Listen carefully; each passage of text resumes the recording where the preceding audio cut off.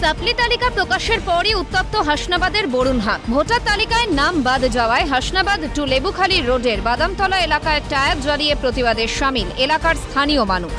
হাসনাবাদ ব্লকের বরুণহাট এলাকার ৩৩ ও ৩৫ নম্বর বুথে মোট ভোটার ছিল ১২০০ জন। তার মধ্যে বাদ পড়েছে ১৪০ জনের নাম। কিভাবে নাম উঠবে? বিএলও এবং ইআরওদের সঙ্গে যোগাযোগ করেও হয়নি কোনো সুরাহা। রাস্তা অবরোধ করে প্রতিবাদ এলাকাবাসীর। ২০০২ সালের ভোটার তালিকায় নাম ছিল, কিন্তু সর্বশেষ প্রকাশিত তালিকায় নাম নেই। সে কারণে রাস্তা অবরোধ করেছেন সাধারণ মানুষ।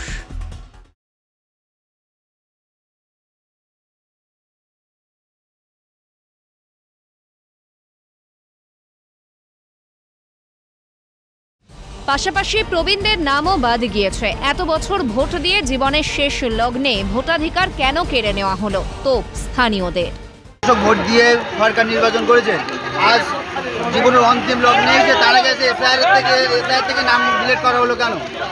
নাম না উঠলে ভোট বয়কটের হুঁশিয়ারি এলাকার স্থানীয় বাসিন্দাদের।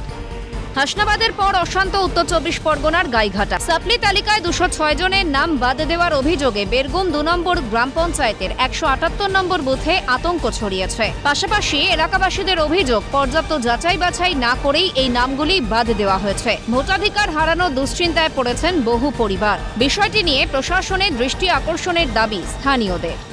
আপনারা কি বৃহত্তর আন্দোলন? হ্যাঁ, বৃহত্তর আন্দোলন করব। গণেশ কুমারের কাছে ভোট দেবেন না? না, ভোট বয়কট। একই পরিবারের কিছু লোকের নাম রয়েছে তালিকায়, আবার কিছু লোকের নাম নেই। চিন্তিত এলাকাবাসী। তাতে দেখলাম আমাদের বাড়ির মোটামুটি 7 জন ভোটার ছিলাম, তাদের থেকে একজনের নাম এসছে, বাকি 6 জনের নাম আমাদের আসেনি। দেখেন, আমরা তো অ্যাকচুয়ালি সবাই বাড়ির থেকে চিন্তিত যে আমাদের ভোটগুলো কেটে গেল, আমরা এবার ভোট দিতে পারবো না, তারপরে আগামীতে আবার অন্য কোনো সমস্যার ভিতরে পড়বো কিনা, এরকম ধরনের টেনশনে আমরা আছি সবাই বাড়ি। নামবাদের জন্য নির্বাচন কমিশনের বিরুদ্ধে তো রোহিঙ্গা মুসলমান না হওয়া সত্ত্বেও কেন নাম বাদ? প্রশ্ন স্থানীয়দের।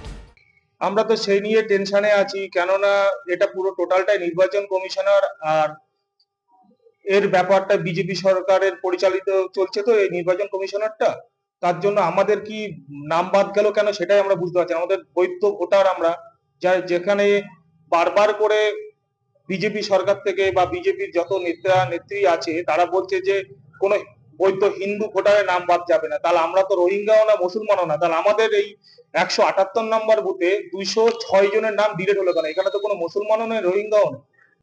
ঘটনাকে কেন্দ্র করে রাজনৈতিক মহলেও শুরু হয়েছে চাপানুতোর। এসআইআর নিয়ে মানুষের অসন্তোষ, জেলায় জেলায় অশান্তির আঁচ কি পড়তে চলেছে বিজেপির ভোট ব্যাংকেও? উত্তর পাওয়া যাবে চৌঠা মে। শামীম মোল্লা, জ্যোতির্ময় চক্রবর্তীর রিপোর্ট, ক্যালকাটা নিউজ।